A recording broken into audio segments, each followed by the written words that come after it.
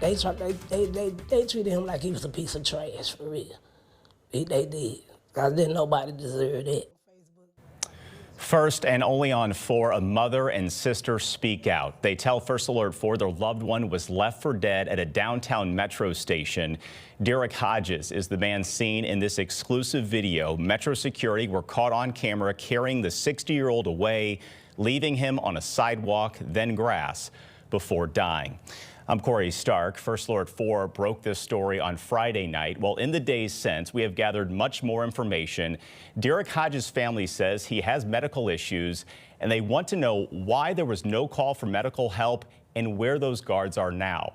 Here's First Alert 4 investigator Cameron Bopp with the interview and video you'll only see here. Lord, please take good care of him. Sending my love and prayers to you, Angel, and the entire family. My deepest sympathies to the family.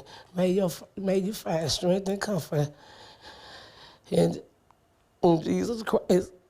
An outpouring of support for the family of Derrick Hodges. Warmest condolence. So sad to hear Derrick was always so cheerful.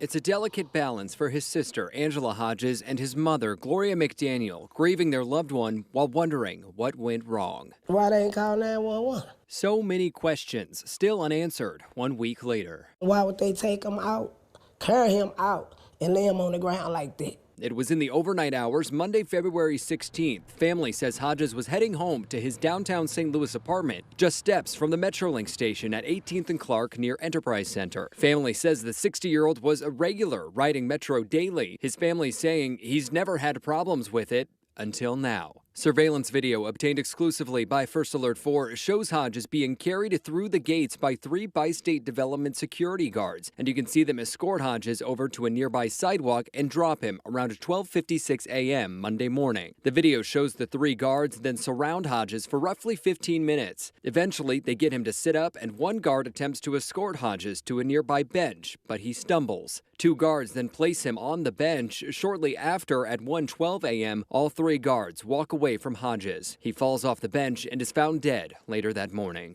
Horrible. They treated him like he was a piece of trash, for real. They did.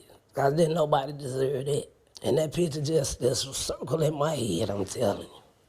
As family grapples with the loss, little is known about why Hodges was carried off the property and is later seen stumbling. Family says Hodges had some mental health challenges as well as diabetes, which he took insulin for. Low blood sugar is a symptom of the disease and can mimic intoxication, including stumbling. So here's what's not seen in the surveillance video that we obtained. St. Louis Metropolitan Police say they reviewed additional security footage that shows this all started about 90 minutes before our video does. That's when Hodges got off the MetroLink train and took a seat at a separate bench. Over an hour later, a security guard speaks to him, approaches him, tries to get him up and moving, but he stays put. From there, 2 more security guards approach. That's when they pick Hodges up and move him through the security gates and off Metro property. That's when our video begins. Bi-State Development said in a statement their public safety team engaged with Hodges for 45 minutes total, saying, quote, providing direct support and repeatedly offering to coordinate emergency medical services. While the individual remained responsive, he explicitly declined professional medical care on several occasions. Do you think that video shows a man that can either accept or deny medical help?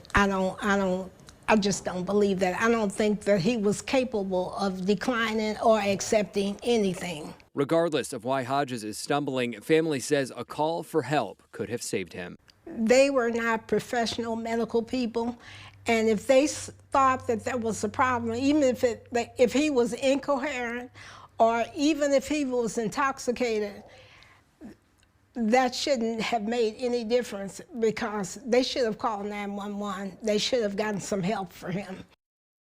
So Derrick Hodges' family says they are still waiting on a toxicology and full autopsy. Results, they were told, could take months. They're also considering an independent autopsy and possible legal action. We have asked Bi-State, Metro's operator, about public safety training as well as whether 911 was ever called. We also wanted to know, are the guards on leave? Is there an internal investigation? Bi-State says it can't talk right now because they're working with law enforcement on a review. For First Alert 4 Investigates, I'm Cameron Bopp. Cameron, thank you. And First Alert 4 will stay on top of any new developments in this investigation. You can see all of our exclusive reports on this story on the First Alert 4 News app, Roku, and all of our streaming apps.